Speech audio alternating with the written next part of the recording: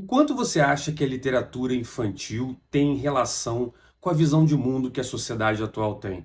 Eu vou fazer um paralelo entre Os Três Porquinhos e o vídeo desse menino que é influenciador aqui no TikTok faz a respeito do capitalismo. Dá uma olhada. No fim é isso, podemos morrer trabalhando em 2 turnos que nossa vida nunca alcançará a qualidade que teria se o capital acumulado por poucos fosse distribuído. Nada contra a visão desse menino, tá? Mas ela é uma visão recorrente na sociedade, né? Pra gente que é mais antigo e leu, né, ou alguém leu pra gente a história dos Três Porquinhos, contava a história, né, de três porquinhos, é uma metáfora ali, que estavam na floresta, dois deles resolvem fazer a casa lá para se proteger dos perigos da vida de uma maneira muito displicente, corrida, de qualquer jeito. Um faz de palha, outro faz umas madeiras velhas e tal.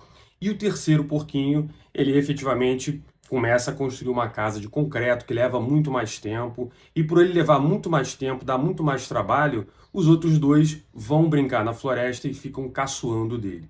Até o momento que vem o lobo, ou seja, as adversidades da vida, a vida real, a dificuldade que a gente vai enfrentar, porque não tenha dúvida, você vai enfrentar dificuldade na vida, mesmo pessoas que têm dinheiro. Olha o Faustão aí com problema cardíaco, teve um trocar de coração. Tem coisa que a vida realmente bate à sua porta. Então, quando a dificuldade bater à sua porta, você precisa ter se preparado para isso. E é isso que a história conta.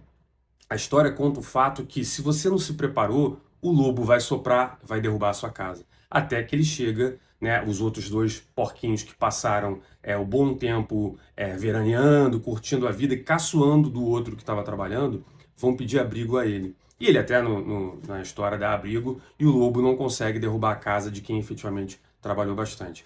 E o que você escuta muito hoje em dia é essa ideia de que a riqueza ela já existe, ela só não foi dividida.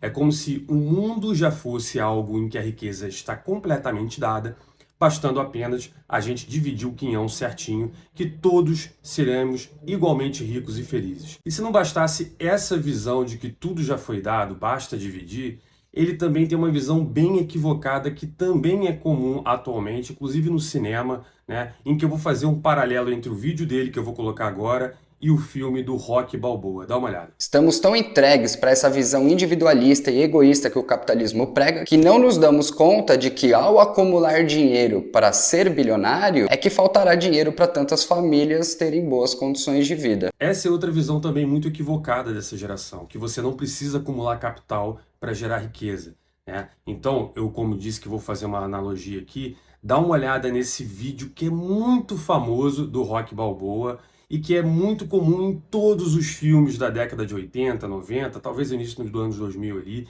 que é o momento em que o herói precisa se preparar.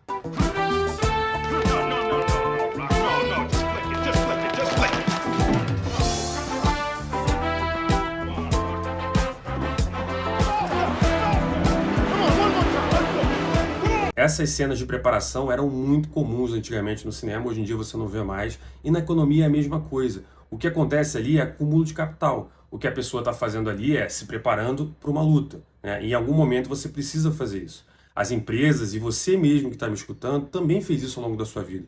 Quando você foi para o colégio estudar, aprender a ler, escrever, fazer conta, você estava fazendo um investimento em você. Quando você foi para a universidade, você estava fazendo um investimento e adquirir um conhecimento que um dia ia te dar um ofício. Quando você foi trabalhar e teve que aprender inglês, ou teve que fazer um MBA, ou teve que aprender alguma coisa específica do seu trabalho, ou fez um curso técnico, você também estava investindo em você para que você gerasse riqueza. Isso também é acúmulo de capital. Acúmulo de capital não é só riqueza.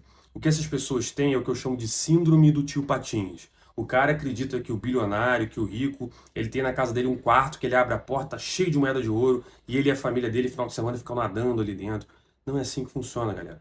Mesmo as grandes empresas, elas investem em pesquisa e desenvolvimento, elas investem em melhorar a logística da empresa, cortar custo, em fazer coisas de maneira mais eficiente, aumentar a produtividade. Tudo isso precisa de capital. E aí vem a ideia de que o jogo do soma zero, ele não existe. Você sim pode enriquecer sem que o outro tenha que ficar mais pobre. Todos podem enriquecer juntos.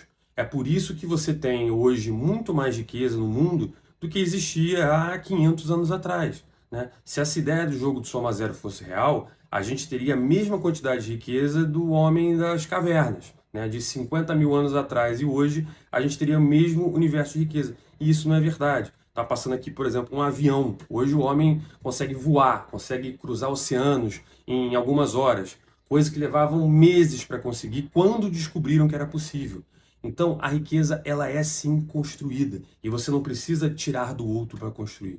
A questão é, toda sociedade só cresce se ela consegue acumular e gerar riqueza em uma velocidade maior do que as outras. Beleza? Então, se você gostou, curte aqui, comenta, não deixe de seguir o canal. Eu vejo você no próximo vídeo.